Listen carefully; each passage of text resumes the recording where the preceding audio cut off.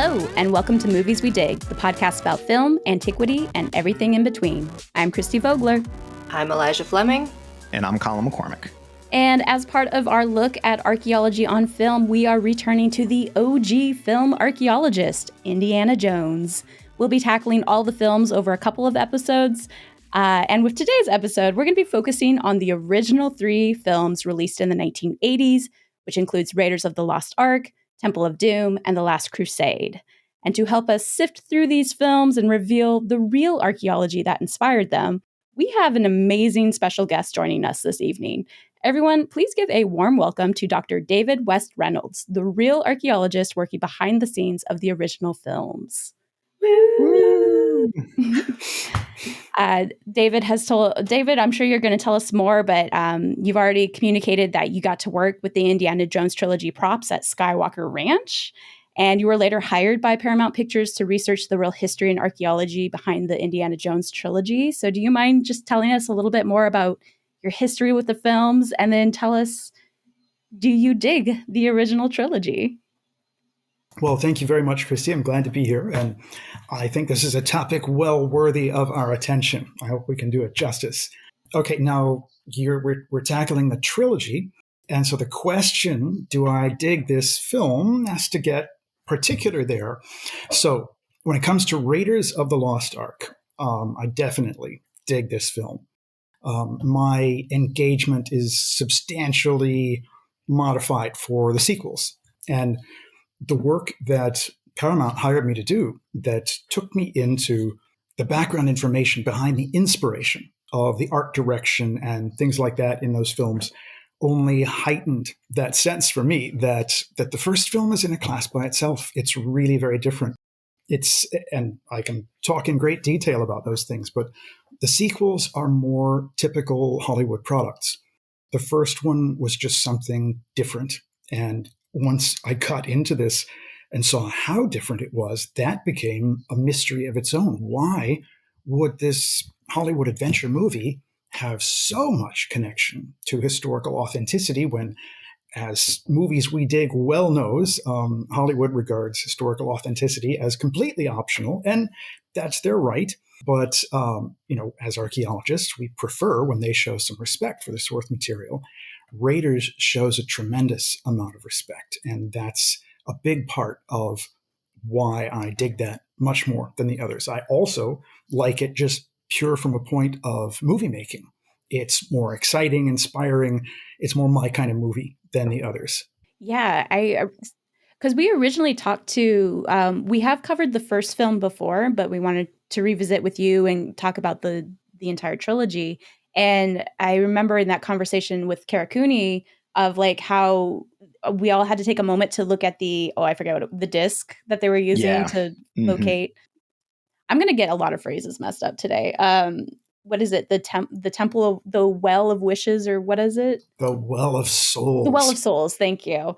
And that was proto. David's got a replica oh my for gosh, us. that looks amazing. There it is. And of course, it's bronze. And yes, that is Middle Semitic script.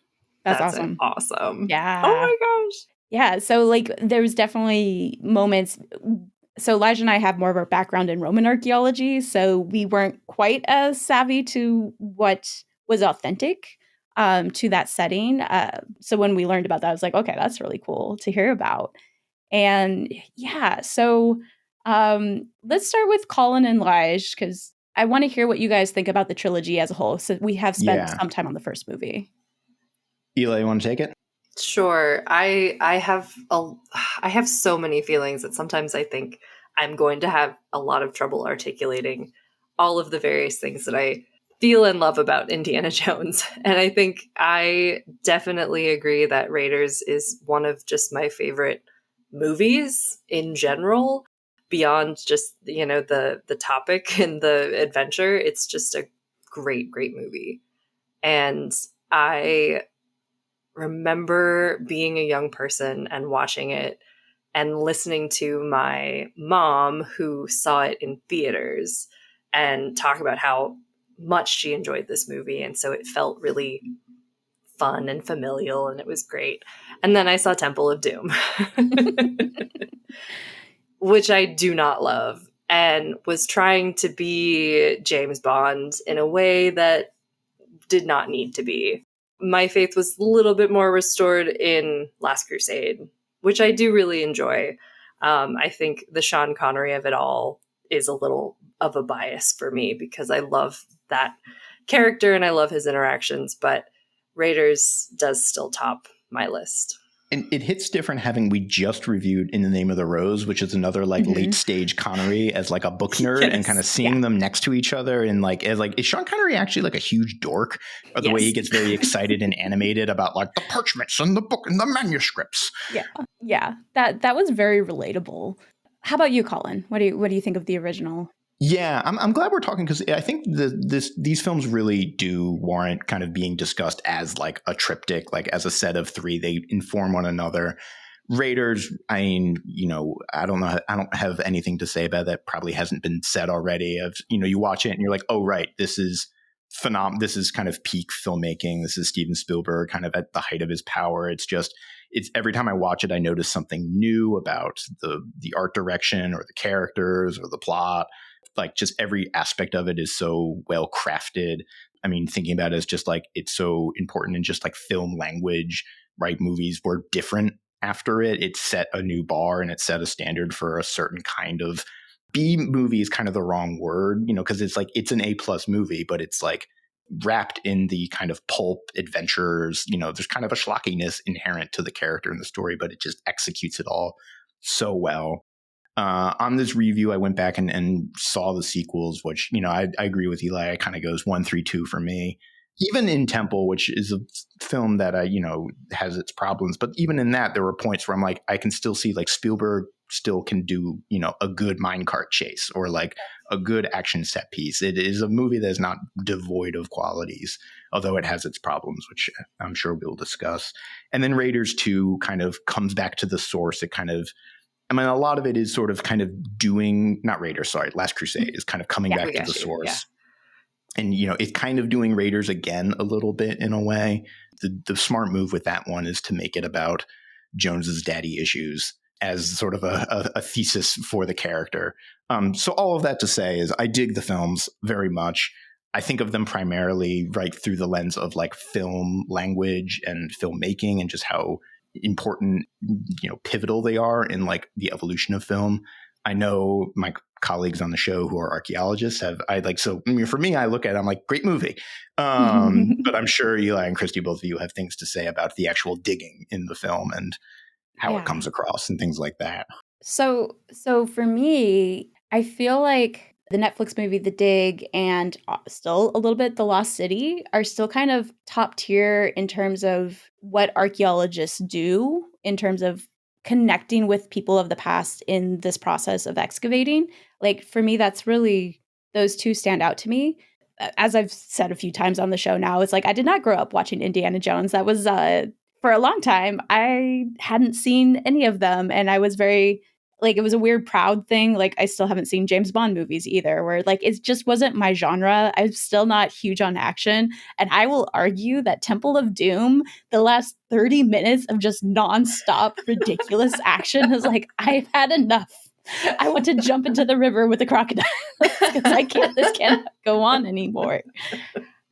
But what I listened to our conversation again about the first film, and there was actually parts I really liked about Temple of Doom, because what I think all three films really do well is speak to the culture of archaeology and archaeologists in terms of like who we are as a people and how we experience doing the work we do. So even Temple of Doom did that really well, I would argue, because one of my favorite scenes I really enjoyed was when they're camping at night, and it's him and Small Shot. Short Round. Yeah. Short Round. Ke Huy Quan. Small Shot. I'm sorry. There's a lot of names to keep track. Okay, I'm going to get all of them wrong. Go for it. But like, they're playing cards. They're kind of ribbing each other of cheating. And the female character who's there, she has like she has a masculine name. Willie Scott. Willie Scott. Thank you. She's kind of like going all around, and she reminds me of like the kind of field school students who show up and they are not going to be archaeologists in the future, because she has a line somewhere, it's like, oh, I'm gonna get dirty again, aren't I? And she's just like disgusted by the camping and all of the animals she's walking into. And like that's been a real experience where if you are an archaeologist, you're kind of comfortable in those spaces. You're kind of like, yep, there's a bat.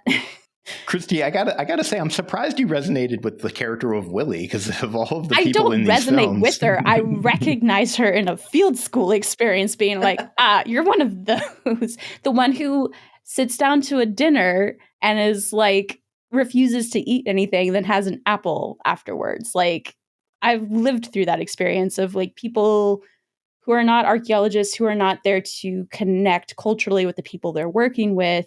And it can be really offensive. And I think that's why I liked her, is like she was really offensive to what, you know, an archaeologist is meant to be. And so the attraction between her and Indy just made no sense to me whatsoever. Like that was the most strained of pairings I could have ever picked.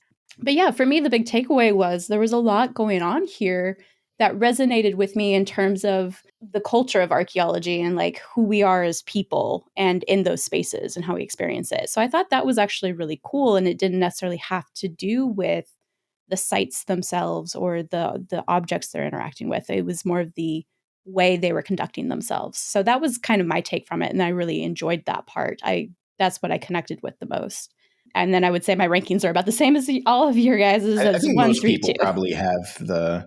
But I was gonna, I guess it's kind of, it maybe is a good starting point of like, you know, we talk a lot about how this film has sort of influenced perceptions of archaeology, ideas about the archaeologist, how it works. But at the same time, also, these films are period pieces. Like they're set in the 30s. They're based on the kind of serials that Spielberg watched when he was a kid that were like, you know, it's dated. And so like there's something of a time capsuliness. And maybe we've talked about this before with other movies like Raiders and The Mummy of that it's set in pre-war or the 30s, where like there is just a different attitude among Western archaeologists about interacting with other cultures and material culture. That's not a question, I realize, but I have a question to David that connects to that. So besides the sites and artifacts, the original trilogy, as I said, really speaks to kind of the culture of archaeology.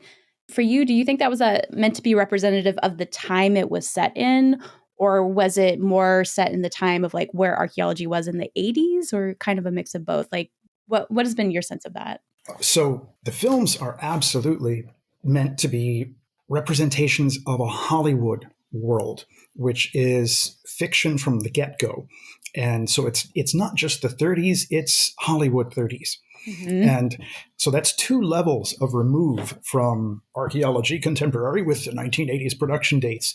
And it just amazed me that nobody around me in the profession seemed to get that when they would criticize the film, he's not recording his data. And it's like, it's 1936. Yeah. And this character is represented in the film as being a shady guy he's an obtainer of rare antiquities.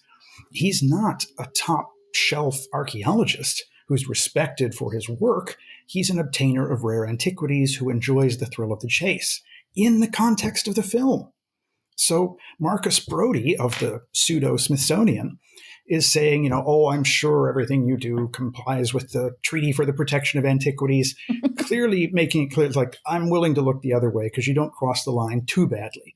But that's communicating to the audience that this is not Mr. Respectable. And then the villain, Rene Belloc, gets to taunt the hero multiple times with his superior education. And he's a much better archaeologist. Indiana Jones has never directed a dig with 600 people working on it, but Rene Belloc has. And so, of course, his counterpart is Pierre Montet, who was the actual director at Tanis in 1936, a Frenchman. And so, and it even gives the character Indiana Jones trouble. He's in northern Peru. He's in trouble. And what does Belloc say, right? Who knows the line? You could warn them if only you know Vitos.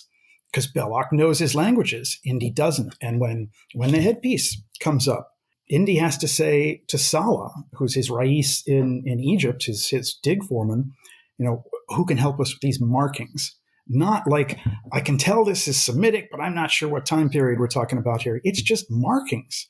So he doesn't even know what ballpark we're in. And you have to go to this Jewish scholar living in Cairo, Imam, for him to say, come, look, see. And he reads the Middle Semitic script.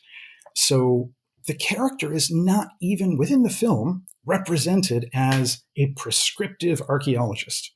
He's an obtainer of rare antiquities. So given that all of that was pretty thoroughly articulated, it always astonished me that people would criticize his technique as being not current with 1980s era archaeology. And it just think you do get the concept of film entertainment, right? Like, do we need to go over this? It's like criticizing James Bond for like being a famous spy or something like that, or like that he's bad at spycraft when really, actual spycraft is very rote and boring and it's just keeping track of people's day-to-day schedules for years. But like, that would a poor movie that would make. Exactly. I mean, that's precisely a counterpart, and yet we didn't get an outcry from all of our CIA pals about, what a problem James Bond was for maintaining his contact's anonymity and whatever. It just always surprised me. At least the folks around me would hold the film to what I felt was a standard that it never asked to be held to. Yeah. And even I was reminded when watching this rewatch on Temple, there's a part where one of the characters, I forget what his title is, but the manager, consigliere guy at the palace says, like, weren't you like outlawed from Honduras or something? Like he lists a couple of countries, like didn't the Sultan of Madagascar threaten to like chop your head off? That he has like run afoul of the international community for effectively antiquity smuggling. Yeah. And I like, again, that you brought up the example with talking to Salah and having to find someone who specializes in this script to translate, because again, like that actually spoke to the archaeology community in terms of like, it's a very collaborative process. And I think what is so weird is like Indiana Jones does collaborate at times when he is lacking the knowledge, but so much of it is presented as him really being almost solo on all of these endeavors. Like even like, he's depending on his dad's scholarship to navigate getting the Holy Grail and things like that. But it's still, at the end of the day, if you said someone like Indiana Jones, you think of him being the archaeologist and not necessarily about the people around him who are helping him complete his jobs, which is not really archaeology, but it is, and that's just it, right? It is a kind of archaeology that existed. That's what early archaeology was finding antiquities that were valuable or viewed as valuable and bringing them into museum spaces in either the United States or in Europe. And so that was authentic in certain ways. And so, he's kind of a really interesting, like anachronistic character in that way of like where he is set isn't necessarily incorrect, but putting him in the 80s and then eventually, when the later films come out in the 90s, 2000s, and we've got things like NAGPRA and everything, we're like, now we really got to question this guy's methods. You mentioned the individualism and like this kind of tension, push and pull between like individual and collaborative. And I think we mentioned this with Raiders, but like my big thesis is the core fantasy of Indiana Jones is the fantasy of being right and disproving other people and being like, I was right all along. And this is really kind of most in Raiders and especially in Last Crusade, where it's, it's really about his dad's lifelong ambition to prove X, Y, and Z. But it like the core kind of appeal, I think that what tugs and works is like, it is the satisfaction of like, I knew it and I was right all along, which is a double-edged sword sometimes too, because that feeds into a less than savory approach of like pseudo archaeology and things like that. But I like the fact that in Raiders, so Lawrence Kasdan's the screenwriter. And one of the ways he described the film at one point was he said, this is a film about an atheist who becomes an agnostic.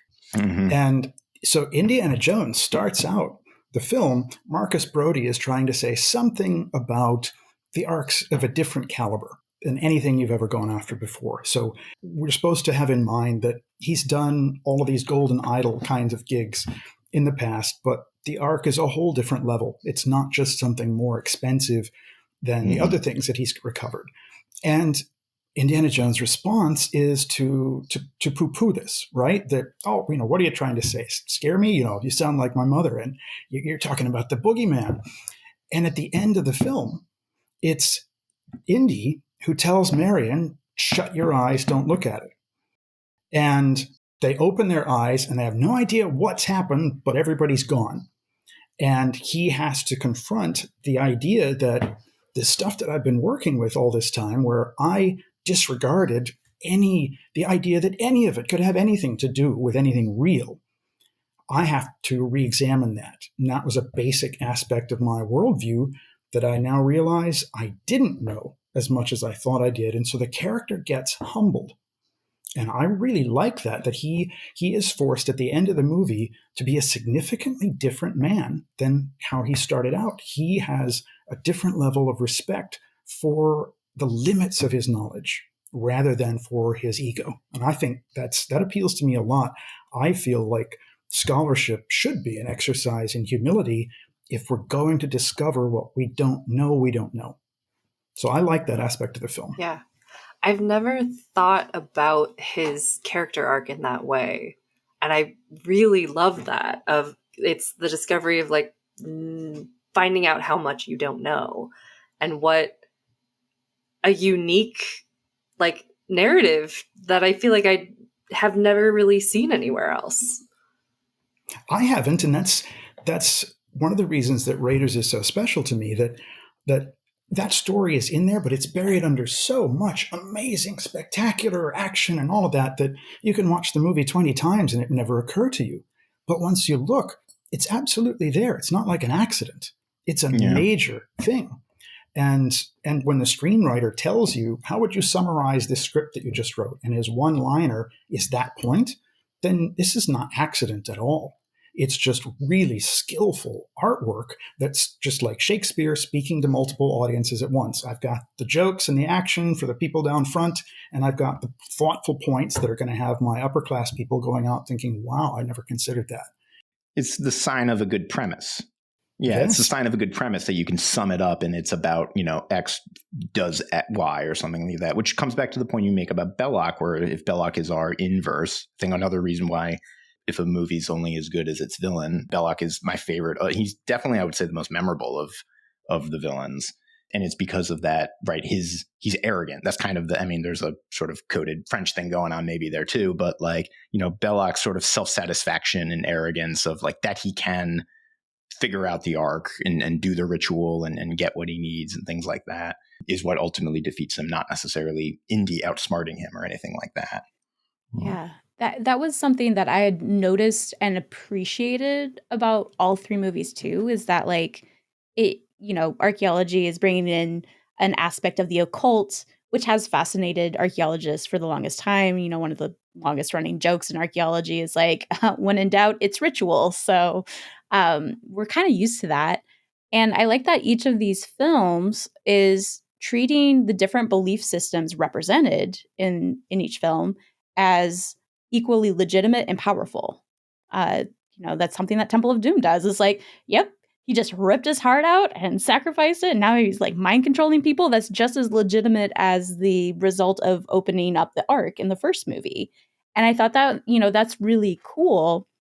But at the same time, like I do want to talk a little bit about how focus on the occult does lean into pseudo-archaeology as a result. And, in today's age, pseudo-archaeology does the work of dismissing the technological accomplishments and cultural accomplishments of a lot of indigenous populations, which I don't think this is what the movies were doing. So I kind of wanted to ask you your thoughts on that. Like, how does including the occult, including the mysticism in these movies, how does that possibly influence the pseudo-archaeology? I kind of want to, how can we talk about it in a way to show people what can be problematic about that if we're not careful in how we present it? Well, I'm not completely sure that I understand the thrust of what you're getting at, so correct me if I'm wrong. But it seems to me that I like the point that you just made, that even in Temple of Doom, where I'm not apt to find lots of aspects that work for me, it does validate the local point of view very thoroughly, because the laws of physics that we understand don't operate in the Temple of Doom. So I like that you've given me a reason to look at that favorably. I've always looked at that as this just outrageous mishmash of random things grabbed from all over the world and thrown together. And I don't find that respectful of the source material in the same way that Raiders so thoroughly was. So for you to point out something positive there, I appreciate that. That's a gift. But I do think it is true that in the conclusions of all three of the films, we do get the films saying the scholars do not have all the answers, and sometimes exactly the way that whoever is the host culture, things are exactly as they say they are. And that's an interesting thing to say, that each one of these films, so therefore this is a very consistent statement if you're talking about these things as a triptych, which frankly I don't like to do because for me Raiders is so outstanding. But if we say that, and we have to accept that, okay, this is a consistent major statement of the franchise, that the scholars don't have all the answers. Sometimes the locals see things in a way that we struggle to, even if they spell it out for us, and they understand things that we cannot yet. And I think that's actually a good message in the midst of all this. Yeah. I think the offense I'm taking is to the much later Crystal Skull film, which does very much lean into ancient aliens. And we'd recently talked about the 2018 Tomb Raider film, where that kind of did a reversal in that, they're borrowing this idea. They made it more of a Scooby-Doo reveal at the end, where like, actually, there's a perfectly scientific explanation for this mythical belief that these people have. And it's, again, not to denigrate that belief in any way, but to give what we would think of as a rational explanation for what is happening. And Indiana Jones, those films don't do that. They lean into we can't possibly know everything. And they lean into more like, where science ends, magic begins, and here's the magic. And maybe that's movie magic. And maybe I'm just taking a lot of offense at Crystal Skull, because Ancient Aliens is the bane of my existence. Oh, tell me about it. I mean, I only accepted the job offer with Lucasfilm. I turned it down the first time it was offered to me because I'm an archaeologist. I didn't spend all my time getting my PhD at the University of Michigan to go off and work in Hollywood. But every time I'm on an airplane and someone says, "So, what do you do?" And you say, this is before I learned to never admit that I was an archaeologist. I assume you've all reached that point where you know that you just say, "I'm an accountant." Have you all hit this point? Ironically, when I say I'm an archaeologist, the first thing people ask is like, "Oh, like Indiana Jones?" Like that is actually kind of one of the first things you get half the time. But I know where you're going with this. Yeah. Yeah. So I stopped. But before I learned to do that, I would always hear pretty soon, third or fourth sentence, basically, space aliens built the pyramids. And every time I heard that, I didn't just hear, "I'm talking to an idiot," because that's how my colleagues would say, "Oh, you're seated next to another idiot." And I would think, well, actually, what I hear is that's another case where we have failed to communicate to that person that the truth is actually more exciting than space aliens. And I've been there, pal. I worked in Egypt and I worked on Get Giza. And if there was any evidence of space aliens, I'd be all for it. There just isn't. And when you look at the evidence clearly enough, there's just no room for space aliens. Sorry. But if you told that story in a way that gives them a narrative that's exciting, that tells them about the potential of human enterprise, the potential of the human spirit to speak across the ages or to accomplish something that's so big that people will still be trying to understand it 1,000 years later, that's exciting. That's bigger than space aliens coming out of the sky and giving us one little hint about engineering and then they disappear forever. So I stopped being offended at those things and started thinking, that's our failure.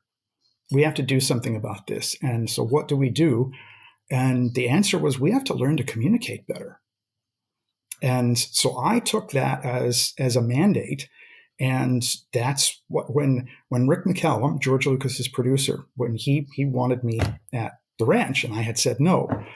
And he said, look, you're always telling me that every time you hear that space aliens built the pyramids, you feel you guys haven't done what? You haven't done good storytelling. So when is it ever going to happen again that a PhD archaeologist is going to get a chance to learn storytelling from George Lucas? And I thought, you may have just gotten me. I mean, Yeah. that's what did it. And that's what made me change my mind. And I mean, it's not the same as saying, this man is the Homer of our era. But when you think about the impact of his media, this one individual whose creative mind, he received a huge body of source material and inspiration and shaped it in his own way and gave it to the world in a way that had such a powerful degree of engagement and inspiration and influence that you've got to at least accept the comparison. And to get to be mentored by today's Homer, I couldn't pass that up. So that was the reason. And so when the space aliens topic, that's where I go with that one. To that very strongly, because so my research is on a site in Sicily, and based on some of the artifacts we're finding, I kind of, in my dissertation, was coming to the conclusion that this space had a medical practitioner, and I was making the argument that based on a lot of the female fertility symbols and items we were finding, including a childbirth scene, I was arguing she was a female. It was a female doctor working in that space. And there was a point that I wanted to articulate, like I was thinking through this process of, okay, if that's what I think, what would her relationship look like in this space, in this villa, like in terms of like her patron or possibly even her master, if she was slave status, what would her interactions with her patients who are of varying statuses look like? And I kind of got to the point where I made a short novella of what I thought a day in her life might look like. And like, like, unlike most of my dissertation, I cranked that out so fast. I was so inspired. I was really excited, and I submitted it, and everyone in my committee really liked it except for one person, and she had me take it out, and I still regret it to this day, because like that was for me like the strongest connection was getting to tell it in a non-academic way, in a more of a story that made me feel connected to, like, besides, this giant chart I have of all the different bones and things we pulled out of the site. Like here's where people are going to care about some grad student's dissertation. Otherwise, it's just another 200-page paper to read. Yeah, so I definitely understand, and I think that's why we all really enjoy podcasting, is we get to step away from that traditional space of how we communicate our professions, and we get to like be more informal and still articulate things that are important, but hopefully more in a way that is accessible, because we're doing it as friends having a chat together and not like at a conference presentation. When I was a grad student, halfway through the program, I was caught, because you mentioned about accessibility and making things engaging for different audiences. I felt that was important early on. And I was caught. What's this we hear? I see, and they hold up the flyer. Do I see that you are speaking at the library, Reynolds? I said, yes, sir. And this was the dark, deep secret that I had given a public talk at the library about ancient explorers. So exploration before Columbus, and Roman centurions looking for the source of the Nile, and Hanno, and all of this kind of thing. Phoenicians circumnavigating Africa, and I wasn't having any issues anywhere else in the program, but they treated this like, we caught you, and what the hell is this? And I was taking this kind of lightly until it was made clear to me that if we catch you doing this again, you're not going to finish this program. And I that's when I got like, okay, he's dead serious. And I'm backed up against his door. And I said, I'm trying to say, like, But I feel it's part of our responsibility to speak to the public and to teach them why they should care about this very esoteric stuff that we do. And he said, where are you getting that? And I said, well, we're a state university. So to some degree, some part of what supports us has come from the public. So I feel that part of our responsibility is to give value back to them. And so that's the part where I feel like we owe it to them to give them some value. And so I do a free talk now and again at a school or a library. But in our own interest, I said, if we don't teach them why this is valuable, exciting, interesting, they are the ones who decide what positions get renewed and how much funding ultimately is given. And don't we want them on our side when it comes to a diminishing budget? Who's going to get cut? Is it going to be these studies or classical studies? And that's when he backed me up against his door and said, we are not training you to talk to the public. We are training you to talk to your peers. Ooh, that is wild. And then the next one, the head of the department said, if we catch you doing this once more, you won't be finishing this program. Do I make myself clear?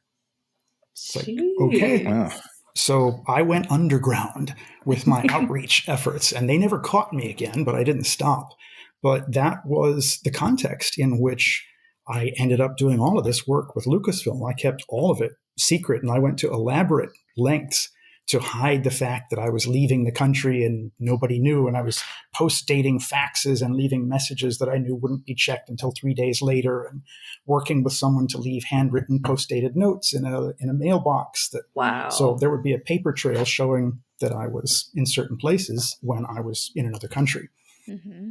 Wow. It is so astounding how isolationist that feels to us, and now who have recently gone through our graduate school journeys. And I think, where do you think that reaction comes from of we want to keep this to ourselves? I spent a lot of time thinking about exactly that, because I was curious, but I also had to figure it out as a matter of career survival. And that whole mindset came from the tradition of archaeology as upper class art collector valuation services. Well, how can we show that the Cycladic figurine is, even though it's very simplistic in its sculptural articulation, is actually worth more than this, over here? Yeah. And so we're basically called in to say which rich guy's piece of junk is worth more than the other rich guy's piece of junk. And if we share that knowledge with the public, then there's less to make us special. So we have to be witch doctors and keep all of this to ourselves. And there's Reynolds over there trying to go tell everybody everything that we have. And when I mistakenly said, democratize access to archaeology, it was that was when the chill in the room just got serious. We can kick you out, and we will. And so we're not joshing, we're not having fun, we're not playing around here. This is, you get this or you don't. And I think that's where that came from. And I felt like that was outdated, that point of view. And I felt like even in self-interest, you've got to learn to think differently about this, because there will come a day when your position is not going to get renewed unless you have won them over. And they deeply disagreed with me about this. And 20 years later, I'm looking at that same department and, it's financial pressure. And it's guys, that's what I was saying 20 years ago. Yeah. I mean, I wonder, kind of to bring it back around, if this is we're sleeping in the bed that was made, in the 80s or prior of now, because for the reasons, David, you just articulated about the investment in keeping it in house and keeping it under lock and key, the secret to the castle. Then we're not watching what's going on outside. I mean, I say we, as I'm not a practicing archaeologist, but that leaves the space open for the rise of Chariots of the Gods type stuff, or the pseudo archaeology that we just talked about, right? Because if there is no public dissemination, because it's being kept under lock and key and guarded in the ivory tower, then the opportunists or whoever, or the sort of the pseudo-archaeologists, for lack of a better word, like that gives space for them to thrive. And then now, like currently, there's so much pressure kind of in the reverse of what you were just describing of in grad school. Of like there is pressure now for public outreach, for public access in many ways, like to justify our existence and keep ourselves alive as a field and as academics. And so much of that is battling. Like there are archaeologists whose careers are heavily involved with just battling conspiracy theories or, arguing with, science deniers on the internet and things like that. And I wonder if this is like we're living in the consequences of the field that was sown decades and century prior. Sure, I think so. Yeah, I would argue we haven't even really addressed the issue in some regards because, those endeavors to engage with the public, they're not awarded for the most part in academic systems still. Like, our podcast, like that won't get you tenure alone. Maybe it's some sprinkles or something. It might count in some way. It might count in some departments, not in a way and that everything. like a book will count. It just wouldn't have the same value, even though arguably it's like so many more people have listened to this podcast than will have read my dissertation or something like that. Which is sad because we don't have that many listeners. We have a good consistent amount. Don't down our listeners. They love us. We've got a growing fan base, but it's definitely, to Chrissy's point, it's a lot more than I've ever read my dissertation. Yeah. Yeah. And if you are still in academia and you're tenure track and you're trying to go, I can't tell you how much work it is to work on this and not really have it translate into something that would help you succeed academically. So you've got that. You have the problem that archaeology still requires people to have field experience as undergraduates, and that is expensive. Like field schools are expensive. And so that, prohibits a lot of people from going in the field. The other reaction I get when I tell people I'm an archaeologist, there's like, I wanted to be that when I was a kid, but I didn't really think that was something you could do. And it's like, where is that disconnect? Where is it where people see that role exists, in our popular media, but they don't know that it's possible for them to accomplish it themselves because they feel like they don't have access to it. And so I don't think we've really addressed the problem still, even though now departments are pushing us to engage with the community. We're still not showing them like, hey, this is a viable career choice, because in some ways it's still not. There's certain things that are not valued, and it can be really hard if you do not have the resources to navigate it. Sure. At Michigan, if you got the teaching award, there was an annual award for the students would vote, and whoever got the best teacher. Chris, do you know where this is going? Yep. Oh, yeah, I do. That person would never get tenure. And usually they would be gone within 2 years. And so that was the idea of outreach, or even accessibility. Popularity itself was not just not valued, that was punished. Like actively punished. You will destroy your career by getting that award. People would say, "Oh no, you're going to get that award," and then you've had it, because no one has ever. It's not like mostly, never, because that's the scarlet letter, and that was. I always look into the psychology of these things because I like to try to understand if somebody's got a deeply different point of view, try and understand what's going on. So to give credit to the people that were opposing what I was trying to do as an undergraduate, they thought that, like, they wouldn't have said it this way, but to translate for them, they were thinking, look, Reynolds, if you go out there and make yourself too accessible, you're going to destroy respect for us. We have to play these witch doctor games, because if the people understand what we're doing at a practical level, they don't have the time to put into it to see how long it took me to get a command of Greek, and how long I had to read all of these references to really come up with this one paragraph where I say this versus that. They'll never understand that. But if I just show them I was reading this book and studying this language, they won't respect and what I'm doing. And so when I say I'm really confident that there is no room for space aliens in the pyramid sequence at Giza, if they don't respect us, they're going to say, well, my opinion is just as good as yours. And in a way, we're also living there, where that person who was going to throw me out of the program, he might look at 2024 and say, look at the world, it's saying my opinion is just as good as yours. And if he felt like, Reynolds was one of the people that made that guy feel entitled to say, I don't respect your PhD. If that's how they saw me, that was a legitimate criticism. I didn't see myself doing that at all. I was not someone saying, cut these people down to your own level. But maybe they feared that, because that would have been an error.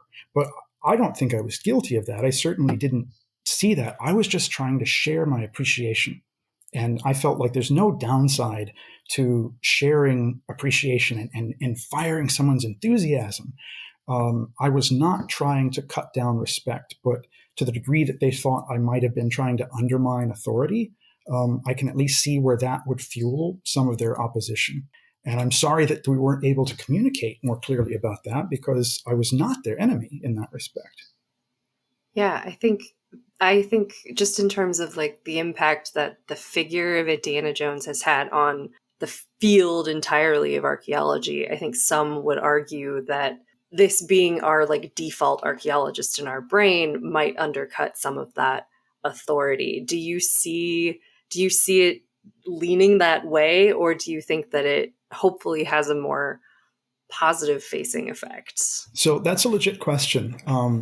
And I think in the end, it's ultimately been more positive in the way that James Bond is positive for spycraft. It's got very little to do with what anyone does in the fields of intelligence.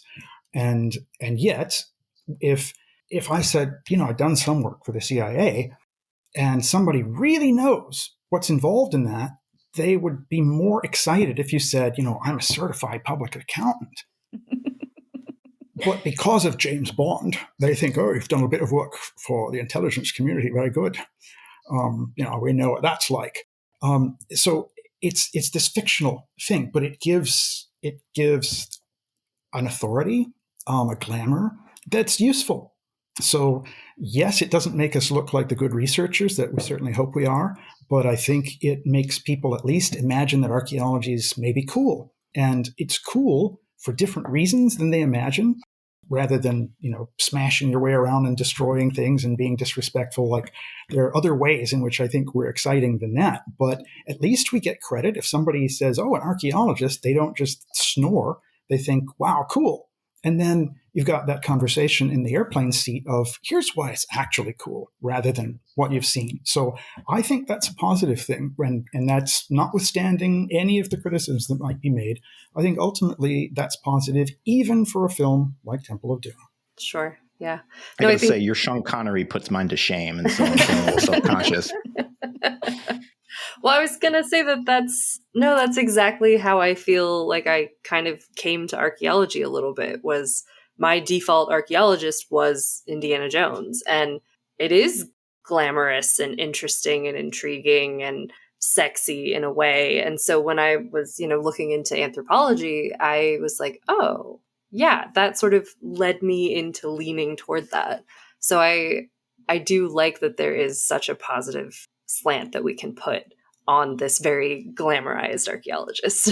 I was thinking, and it's in all of the movies, but I think it struck me most kind of because I most recently watched Last Crusade. But even though, Indiana Jones is rougher around the edges than his colleagues, right? Like Marcus Brody is, kind of foppish or just kind of bumbling and sort of, a stuffy academic. And, he's, hard drinking and fighting. But there's also no question that like he has skills like that when he goes to his dad as a kid, that his dad makes him count in Greek, that he's clearly trained in languages, almost an impossible amount of languages, that he can simultaneously read Latin and Sanskrit, and, he speaks Chinese, and he speaks, multiple languages, whatever. It's a movie. But that he is like, he's not without qualifications. Like, he's not just some guy. He definitely has like a very particular skill set beyond just, pistols and bullwhips. Language being a huge part of that. And one of the things I like about the films is how language factors into them, and the art of translation. And, it's key that interpreting and translating is like so central to the character. Well, and this is one of the reasons that Raiders is preeminent and distinctly different, because none of the other films I've never sat in the audience and watched that film and thought, yep, that's just what it felt like. But with Raiders, I have had a lot of moments where I see that on the screen, I see the other people enjoying that moment, and I'm glad that it's like, Now you know what it's like to be at Abu Simbel on that date and watch that pool of sunlight move. That sense of awe, you can experience that without having to drive all that way to the south in a miserable, get your brain rattled out of your head van. You don't have to go through all that because John Williams' music and Norman Reynolds' art direction and Harrison Ford's performance and Lawrence Kasdan's script have given you that experience of awe at celestial mechanics being interpreted through ancient architecture still functioning in the present day. That's how it felt for me. Like that nailed that moment of that's how it feels. And many other moments like that, whether it's dealing with an unscrupulous colleague who is basically saying, again, we see there's nothing you can possess that I cannot take away. And, that is what it feels like.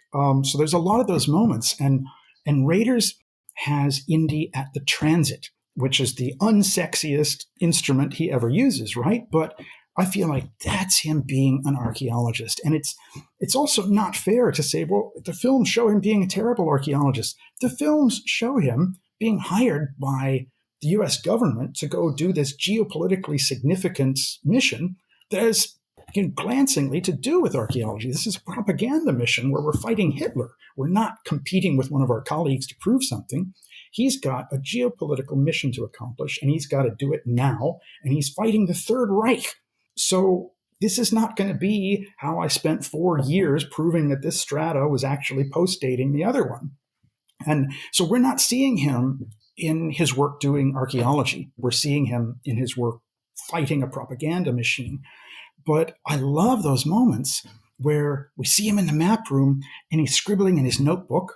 He's looking at the Egyptian hieroglyphs. He's reading that this is the inundation season. This is Akhet, this is Peret, which is what, and he's getting the numbers and the dates because that governs where he needs to place the staff, and he knows that.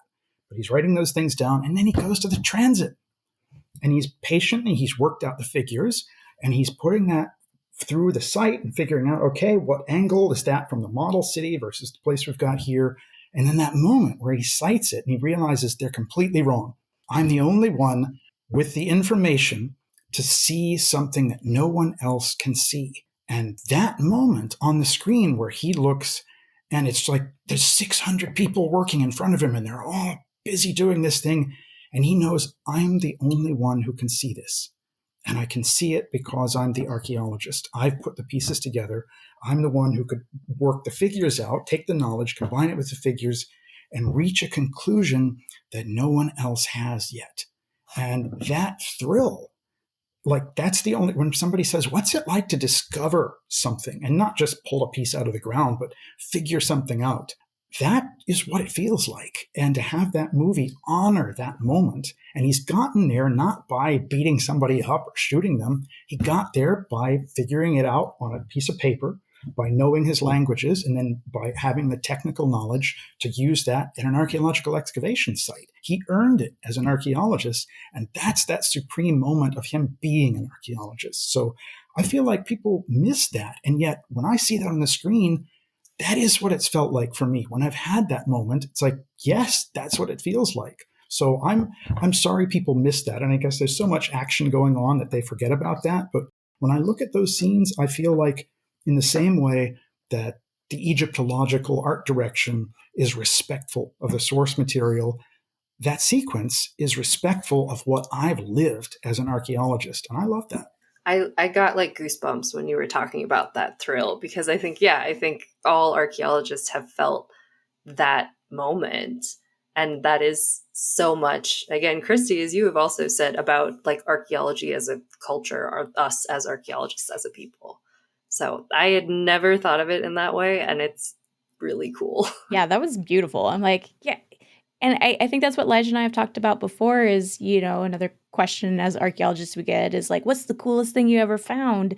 And, they're expecting it to be Ark of the a Covenant, throne or something, gold, something. And it's no, sometimes it's, something as simple as finding a piece of pottery with a person's fingerprint on it. Because holy cow, here was a person from 1,000 more years ago and a little piece of them is still here. And that's so cool. And you can't maybe, I don't know. It's like, I don't know that film has tried to translate that in, but like how you just described that whole scene, I'm like, yes, that is exactly like, it seems so mundane, but when you're the one doing it, it's so thrilling.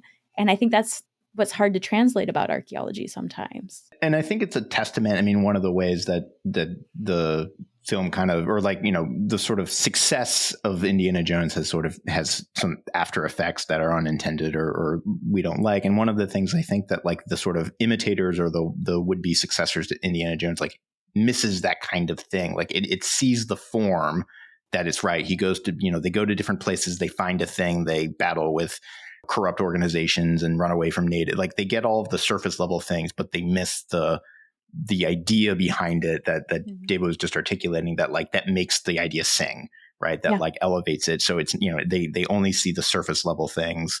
They didn't dig deep. Yeah, they didn't dig deeper, right? That's to lean into the pun. Yeah. And in ways, and like that's why Raiders is so much more kind of head and shoulders above the rest of Indiana Jones sort of, movies and archaeology films by and large, such as they are. Yeah, I think that's again why probably Elijah and I liked The Lost City so much with Sandra Bullock and Channing Tatum, because like even though that was much more of a satirical take on archaeology adventure, it's like when she walks into the tomb and gives like a feminist interpretation of the burial, and it's like this treasure isn't crown full of rubies, it's the courtship that happened between these two people. I'm like, that was so beautiful and I love it. That's still like a huge highlight of any film that has tried to portray archaeology. And I think I would really like to see that more in films going forward.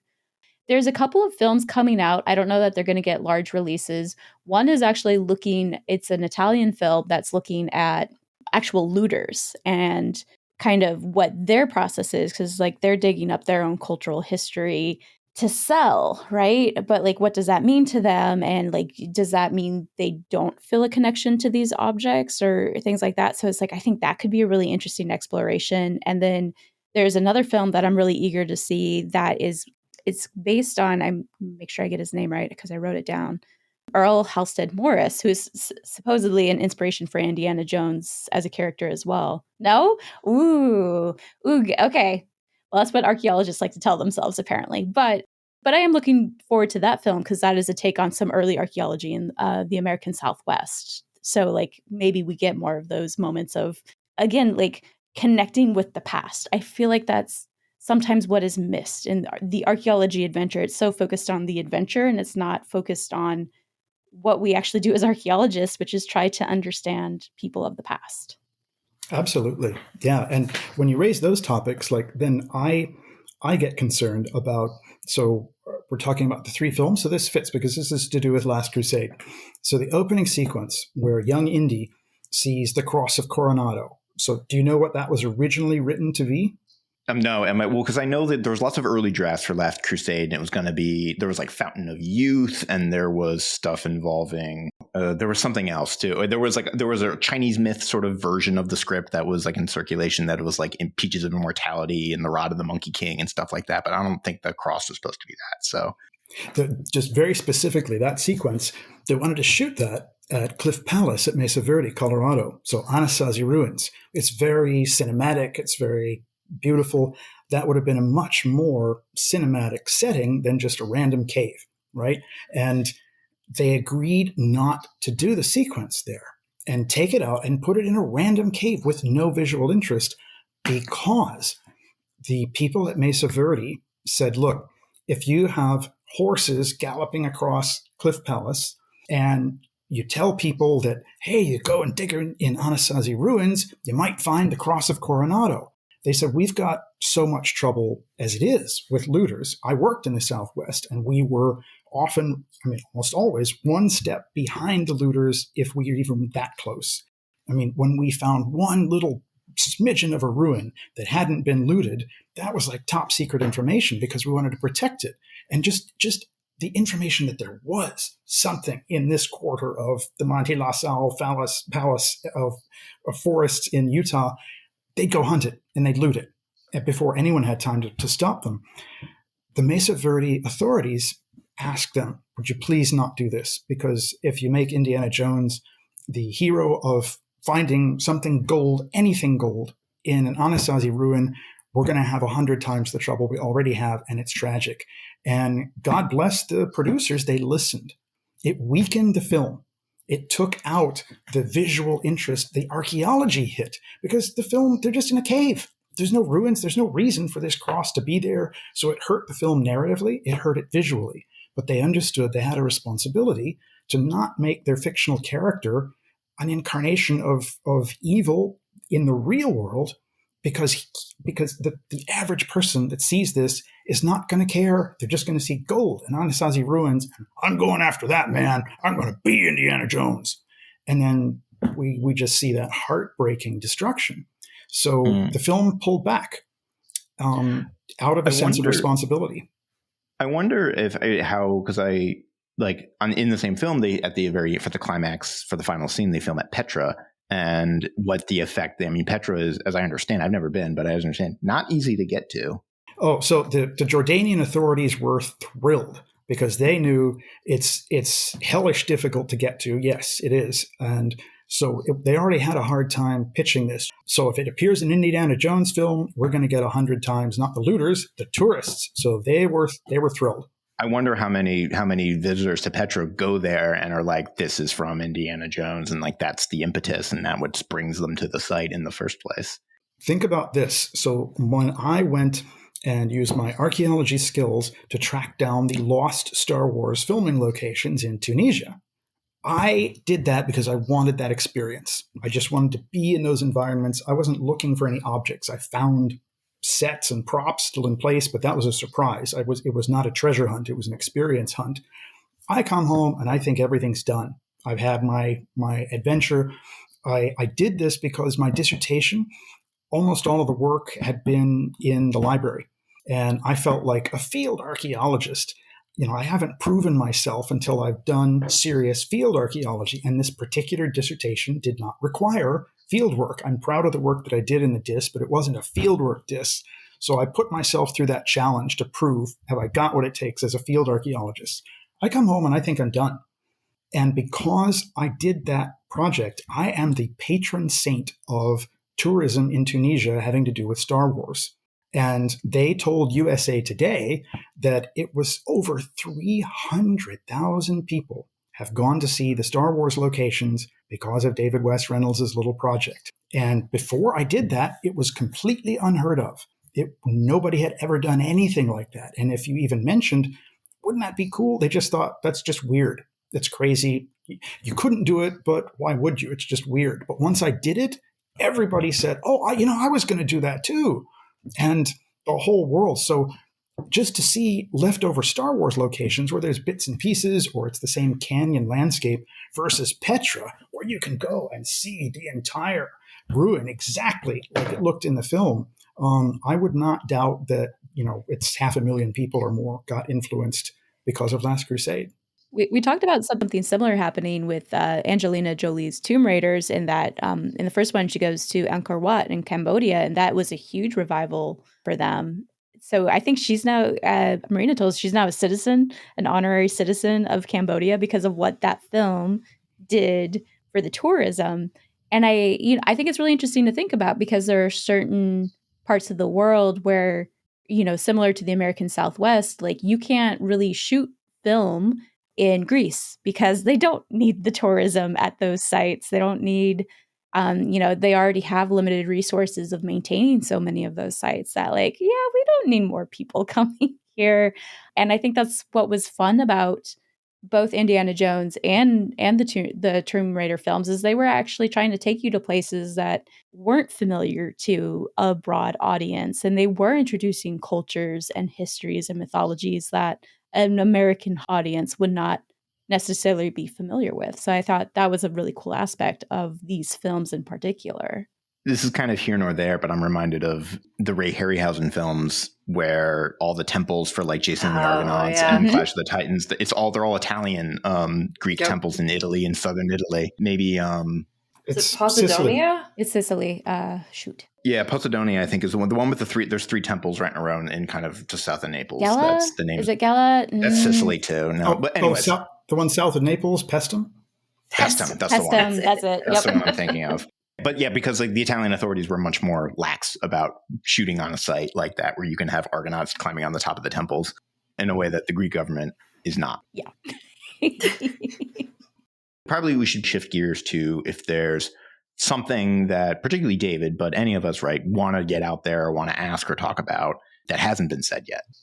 So I've got some things I've got in mind, but first I'd like to, do you guys have any questions? Or I have kind of like a very, I don't know, it's a big, weird question, but the entire like phrase that we hear so often in Indiana Jones is it belongs in a museum.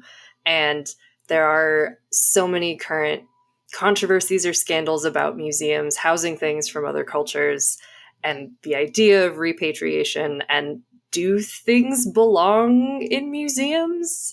Or do you think there is some sort of middle ground between everything goes back to where it came from and collecting things to share with the public? Well, okay, so that line shows up in the Indiana Jones films in response to the criticism that the creators received about the character being a terrible archaeologist, as if nobody noticed that he's from 1936. And he's a perfectly good representation of somebody like Belzoni, from the 19th century. That's exactly what Belzoni was like. So there was so much criticism that they wanted to do something to show that the character was one of the good guys in this respect. So that's the easily repeatable soundbite that they gave him for that reason. And so that's the artwork responding to its context because it's participating with its audience.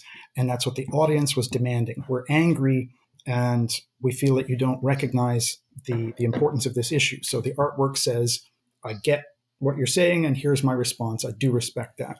And that's as far as it goes. No, they were not really engaging further than that. I mean, the question of where things best belong is a very complicated one. And what people feel about that's going to vary from decade to decade as things change. And it just always surprises me that the people who get heated up about these questions forget that you're in 2024 right now. And so a certain set of situations obtains today. And that's the result of decisions having been made in the past, that those decisions would not be made that way today. So don't look at the situation we have today as if everyone at the table got this situation because this is the expression of their own preferences as of today. So everybody on both sides of the table had completely different preferences 100 years ago. And the fact that our culture is uniquely good at accepting criticism of itself, that's not something that I see acknowledged as much as it ought to be. We are more open to criticism of ourselves than pretty much any other culture you can raise.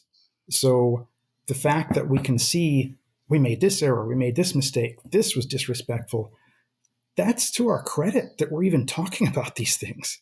That's great. That's great that the conversation has moved somewhere. It's like if we were still behaving the way we behaved 100 years ago, that would be shameful.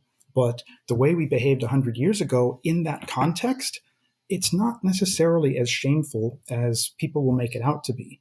And I feel like we're the anthropologists and archaeologists. We're the ones who ought to be much more conscious of what's the context. I mean, I don't want any artifact if you can't tell me what the context was. Don't bring me an arrowhead and say, what's it worth? Yeah. Because you just got it from somewhere. I don't want it without the context. I'm an archaeologist. That's what I care about.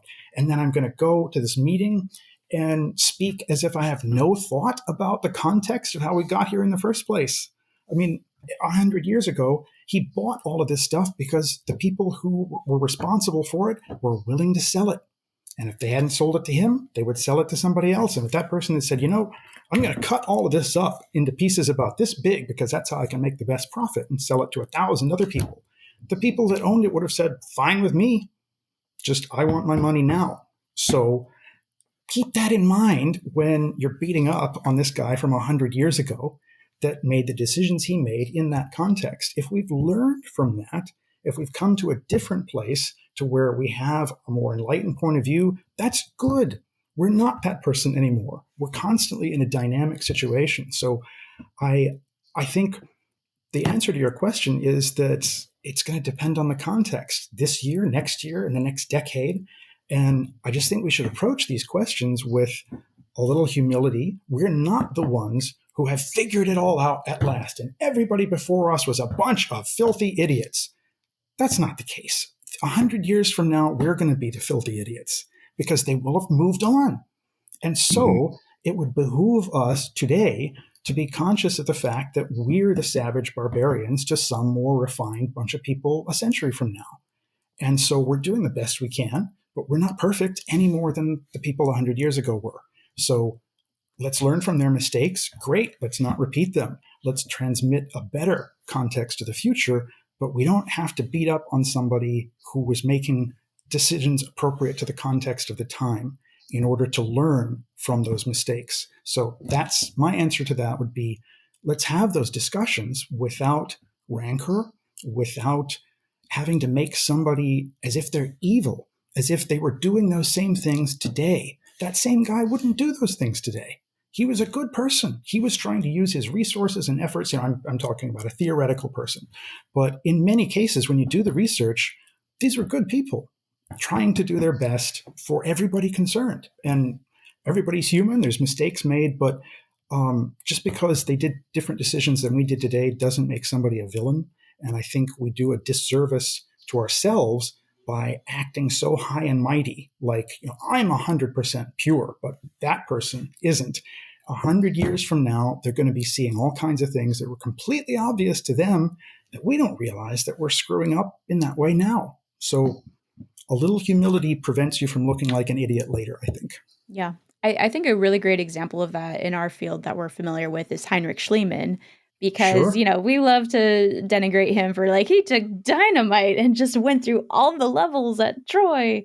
But at the same time, it's what I really appreciate about him is he looked at these oral histories in the form of the Iliad and the Odyssey. And it's I think these places might actually exist and we should investigate that possibility. And and people said, dude, you're stupid. Those are just myths. They're fictional. And so it's I appreciate that. And it's I definitely wouldn't take dynamite to a site anymore like he did, but he was willing to ask questions that other people weren't at the time. So I think I totally understand what you mean with that of, we can be critical of our past in a, an informed way, but we should be learning from it. We shouldn't be archaeology is evil because it started off as part of a broader eugenics project or things like that, or how it's been politically used in certain places. Archaeology's done a lot of harm in some ways, but the people who care about the field and are working in it are trying to learn from the past and do better going forward and bring in more stories that historically haven't been represented at all. And I think that's something really cool about the field as well. I think Heinrich Schliemann is a great example. And when you look at that guy's spirit, his respect for the material was tremendous. His respect for human ability. I think an oral tradition could actually retain over centuries accurate topographical information about a war that was, 400 or 500 years before this tradition gets crystallized as in these tales. I have faith that those people's memory was so much better than my own that this is possible. And that's respect for their abilities that you don't have, and for a different way of being than we know how to be today. And his confidence and his respect and his love for the material leads him to go and find what everyone was telling him was mythical. That's pretty cool. So to criticize his technique, of course, I'm not going to follow his technique, but I would love to follow his example of, wow, engage with that material so powerfully that you are willing to move heaven and earth against every criticism to do something you believe is possible that's based in respect. That's powerful. So he's not going to say, hey, 100 years from now, I hope you're still using dynamite the way I did. He wouldn't advocate for that. He would be saying, I hope you still love the material as much as I did. Yeah, always being open to the possibility. And I think just talk about the pseudo-archaeology again, I think that's where the frustration is that people who are proponents of pseudo-archaeology are suggesting that archaeologists are closed off to possibilities. And it's like, no, we're not. We are very open to what the past could possibly reveal to us a little bit at a time. But what we have currently as evidence does not support a lot of the ideas that you guys are just saying, but what if? It's like, what ifs are great and what ifs are worth exploring. But if you don't have the evidence for it, why can't we accept like how cool it was, the possibility that a human did in fact do this using a wooden stake in water or something? Like, that's really cool too. Yes, I think that's a good point worth making, that we need to show that, hey, I'm not afraid of that possibility. I'm not afraid of any question that you bring to me. And for you to say, well, but I can't understand the way polygonal masonry in late Inca gets put together without space aliens. It's got to be space aliens. And then to say, to show them, hey, I'm open to space aliens, pal. If you want to show me some metals and show me any kind of evidence, whatever you got, let me see it. But it's got to be evidence, because just, I can't figure out how they did it, so it must have been aliens. That's not going to hold water. But as an archaeologist, I'm not afraid of that possibility. I'm not going to cover it up if I find that. And I'm open to questioning anything. I could be wrong. Everything in my dissertation could be wrong, and I'll be glad to stand corrected. If we show them that, then we don't have to be this straw man bad guy. I'm talking about an imaginary pseudo-archaeologist who's not completely bats or a jerk. So assuming that there is someone of good faith and goodwill out there under these persuasions, it's our job to not live up to that straw man bad guy that's dismissive and reactionary rather than disciplined. Because some people are that way, and those few make the rest of us look close-minded and like we would live up to that. So it's tragic what that pseudo-archaeologist stream is leading people into. I see that, and I just think, oh man, it's harmful in so many ways. I'm sure we could detail lots of those. But to me, the answer to that is just better communication. Mm-hmm. Through storytelling, through movies and film, because we've definitely found that's a great way to connect with people. So, and Raiders, anyway, told the truth about enough things that it wins a degree of respect from me that I don't expect to have to feel about Hollywood adventure movies. In the map room, the spelling in the Egyptian hieroglyphics is correct. I mean, Ankhesenamun, Tutankhamun's wife, is spelled correctly. The royal seal of Tutankhamun is correct. For crying out loud, that the fact that this is Middle Semitic, it's not too early, it's not too late. This style is contemporaneous with Shishak. And then not only that, but our eagle-eyed archaeologists out there see it's like, what's that? That's the Tetragrammaton. Yes, that's the Hebrew name of God, spelled correctly on the headpiece that's on screen for a couple of seconds. The number of individuals in the world who could have recognized that is like a handful, but it's not done for a reason. Most archaeologists aren't aware of the fact that this is so accurate. It wasn't done to win specific acknowledgement, but it had respect for the source material. And the unsung hero of Raiders of the Lost Ark's extraordinary authenticity is Deborah Fine. She was the archivist at Skywalker Ranch, and she had at her command a fabulous library that George Lucas put together for just such purposes. And she fed Lawrence Kasdan every kind of information that he could possibly need when he was putting the script together. So when George is talking about the story and they're figuring, Indy's in Peru, someplace like that, Lawrence Kasdan says, okay, Debbie, I need some information about Peru. And she just nails everything and will give him atlases that show in 1936, this department was called Chachapoyas and so on. And so in the script, he's not crossing a river. He's crossing the Utcubamba River, in the so-and-so valley and in Chachapoyas. And so the art department gets that script. And Norman Reynolds says, holy cow, this must be something really serious about period authenticity. So he says, great, we finally get to do it accurate instead of just random. And he told me, we would love to do more movies this way, but it costs money. It costs time and money. And I have to be down on the stage floor making sure when they paint those hieroglyphs that no, it has to look like this. And it matters whether the leaf turns this way or that way, because that would be incorrect. He said, I was there on the stage floor, and that's the only reason all of that stuff is correct. And it looks like forgeries of British Museum originals rather than Hollywood. And I worked with that stuff in the archives. You can pick it up, and it's many of those pieces were forgery quality. It was astounding. You'd have to knock on it to realize this is plastic. It looks like cartonnage. It was incredible. But because of Debbie's work, Lawrence Kasdan had the information. It went into the script. Norman Reynolds gets the script and tells the art department, boys, we're going to nail this one the way it's never been nailed before. So the German staff officer who drives a car out to the flying wing, that car is an accurate vehicle. There was only a few hundred of these made. It was an all-wheel drive vehicle made in Bavaria. And I mean, that kind of crazy accuracy in everything, like everything is crazy accurate. So I never imagined that when Paramount hired me to start looking into this, and the project didn't get finished. I mean, we finished the script, we even shot some footage, but they ended up deciding not to go that direction. So I got paid, I was happy, and I got to go into all this material, but I'd gotten all the way to working with those objects in the archives, not realizing how tremendously strong the connections with historical authenticity were.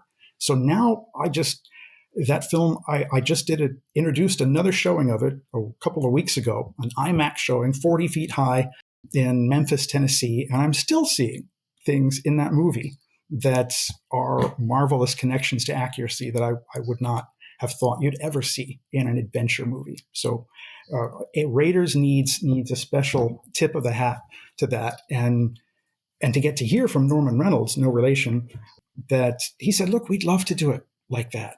That means I get to go to the library and just immerse myself in Egyptology and then come back and then design out of knowledge of these things. Like I get to, look at what does Nepalese architecture look like. So when I create the raven, it looks like that. And the Chorten temples that you see outside, not temples, the monuments outside the Raven Bar, it's just in an establishing shot. It's a matte painting. There's one close, there's one far away.